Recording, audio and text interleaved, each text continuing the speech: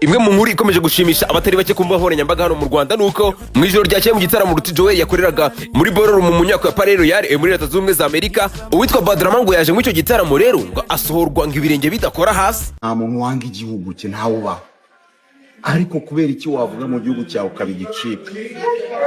Umunyamakuru niwe muntu wa mbere ubonye Innocent ari konseri igitaramo cy'umunyarwanda.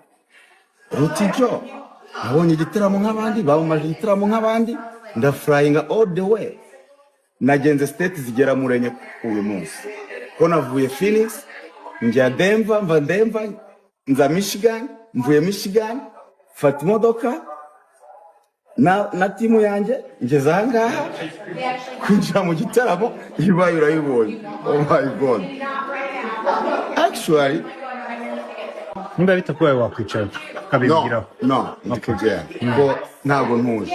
First of all, umuntu wese uzabona ino interview azamenye ko natuje, ntabwo ntuje na gatoya.